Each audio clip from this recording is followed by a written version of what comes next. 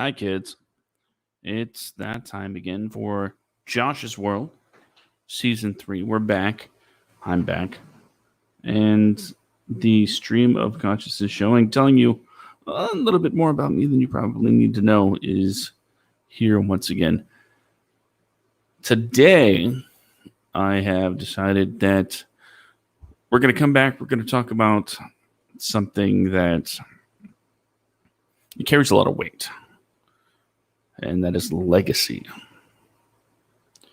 Legacy. What is a legacy? I know there are books and poems and songs dedicated to legacy, what it means. And I think it's something that we all strive to have, especially when you approach a certain age. You stop believing you're immortal and you start thinking about what you're leaving behind in the world. What will remain after you're gone? I don't know who said it first, but the place I heard it said best was Hamilton. Legacies. Planting seeds in a garden you'll never get to see. And that's very true. You don't really get to see the fruits of your efforts for the most part, especially when it comes to raising your kids. And you don't really understand the impact that you have on the world ever, because it's really hard to pinpoint a certain Joe Schmo's actions and how they affect those around him. Yeah, there are some people that are really making an impact while they're still alive, and the effects of their actions are immediately felt and seen. But for the most part, most of us, legacy is a word we all strive for, but most of us will never get to fully appreciate what we leave behind. Now, I'm not trying to make this all about, death. I mean, after all, you can't spend your whole life thinking about death. I guess unless you're a mortician. I imagine they spend quite a bit of their life. You know, I digress. But I bring this topic today because as of this recording, if you're listening to it at a later date, it's August 1st. August 1st. It's my mom's birthday.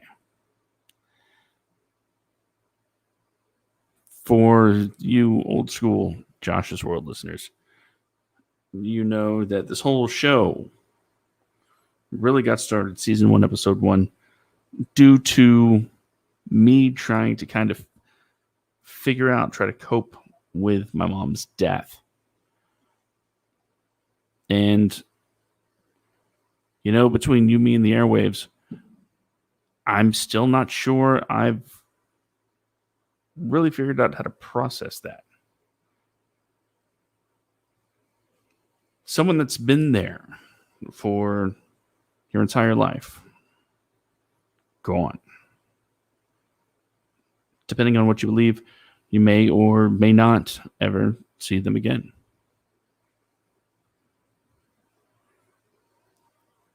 Now, when it comes to legacy, my mom had a legacy. A legacy that was only just starting to blossom through her interactions and her lessons that were taught to not only myself and my sister,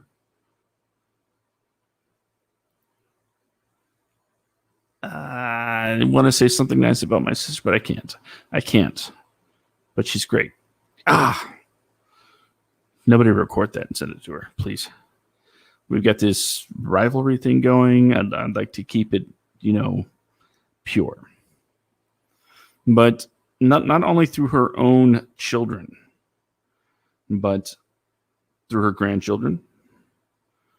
They knew her very well, and they were everything to her.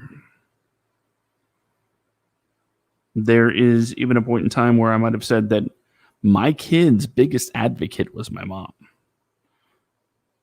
But that's more of a representation of her personality and how no matter what, she was always balls to the walls. Figuratively speaking, of course. So today it's her birthday.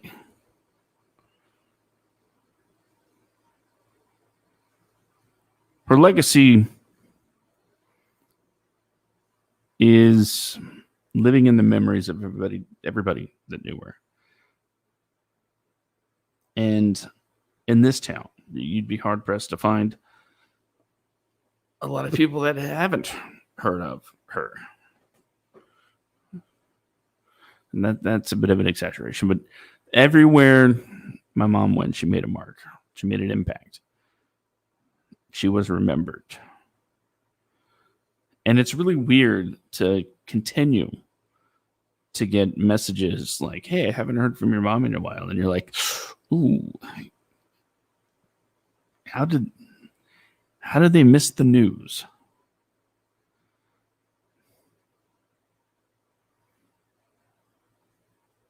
I can only hope to leave such a legacy like she did, and I'm trying very hard to do that with my kids. I want them to remember me, not just for being dad, but for being a person. It's easy for children, even adult children, to sort of forget that their parents are people and that before them, their parents were different people.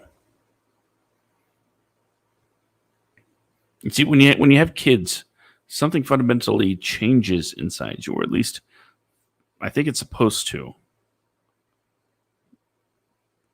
You switch from this self-centered, I'm the greatest thing ever kind of mode to now I have to protect my offspring at all costs.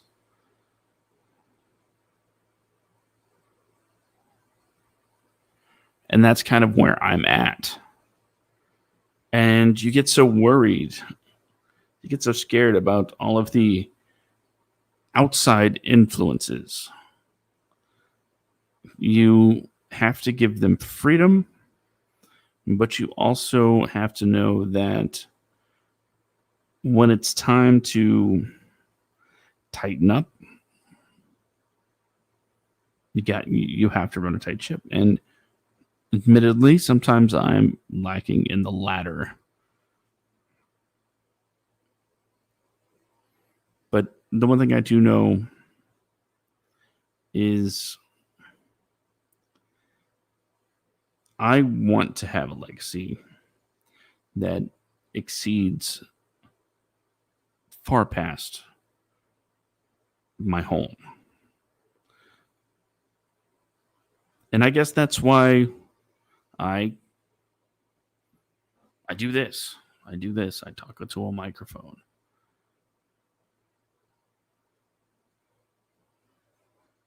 Maybe it's a little bit therapeutic. Maybe it's just me doing what I need to do to kind of talk out, these crazy mixed up feelings in my head. But parenthood, it's going to be full of contradictions, and it's going to be full of surprises.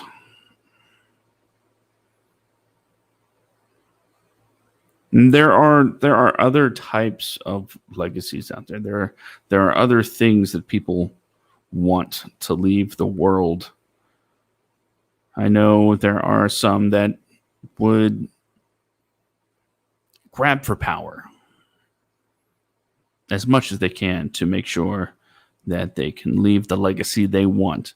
They want the world left a little bit more in their image than not. I can't say I'm like that. Although a statue or two of me wouldn't, kill anybody. But there are others that just want to create and leave their mark on the world and know that somebody out there is paying attention. Musicians, actors, they want a legacy full of inspiration. They want people to look at their performances and say, this fills me with an emotion. It doesn't really matter what the emotion is, because there's some things in art, especially, that make you angry. There's things that make you happy. And when the artist steps back and looks at the reaction to their work, all I can say is my legacy is I made people feel.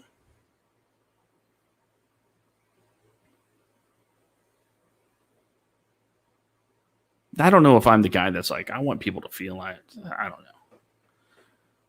Like I said, I'm just kind of stream of consciousness, putting words out into the world.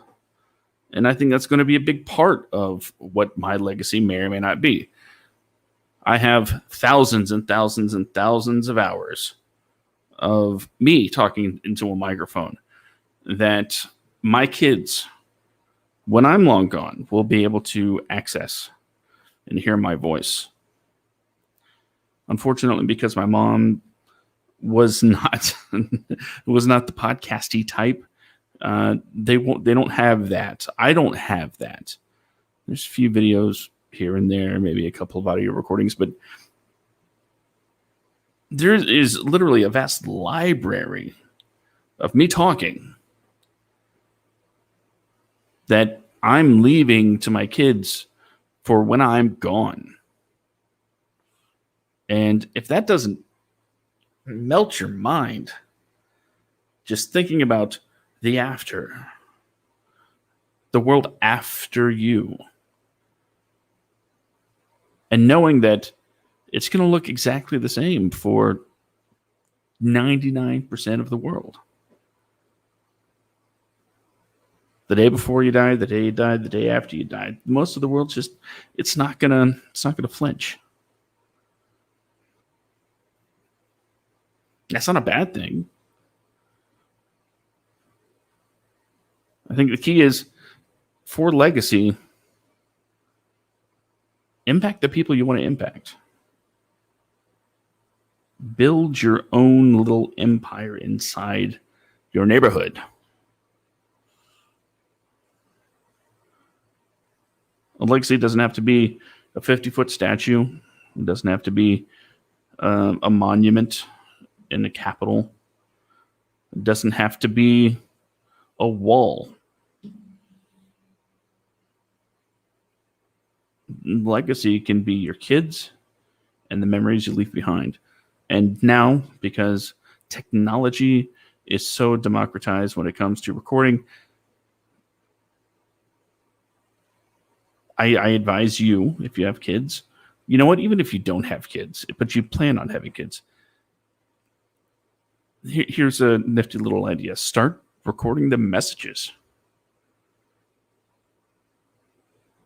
Let them know what you're like before you even meet your significant other that you're going to have these children with. It's like, hey, it's Dad.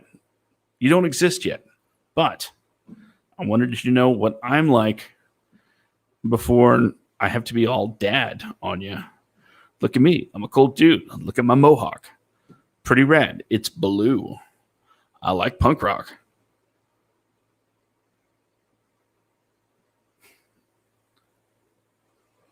Kind of wish I did more of that, because that actually sounds like fun.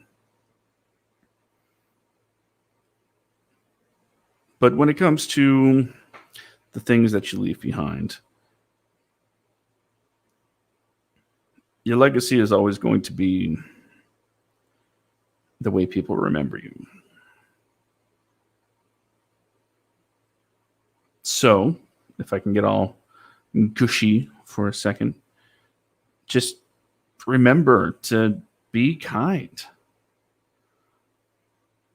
Be remembered for being kind. Don't get me wrong. Step up. Take care of your business when you need to take care of it. Because people remember that too. Oh, he was the sweetest person in the world until someone messed with him. Until someone messed with his kids.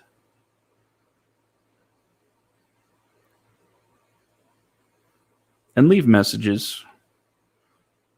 Even if you take 5 seconds to record into your phone, hey, I love you. Just to be able to have something like that to hold on to forever would be an amazing legacy. Whew, weird. Okay, so that's going to do it for me. Josh's World, as if you're a long-time listener, you know, these aren't exactly long form. We get in, get out, do our thing. But don't forget to listen to all the other shows on the Semicore Network. Wadcast, Matt and Josh make lists should be coming back for episode 2 at some point in time. But here we are, season 3, episode 1 of Josh's World. This is going to be a regular Sunday thing, maybe 4 o'clock on Sunday. Why not? Maybe not. But it'll be available download wherever downloads, podcast can be downloaded. Spotify, if you want to just stream it. But I'm going to get out of here. And I guess one last thing. Happy birthday, Mom.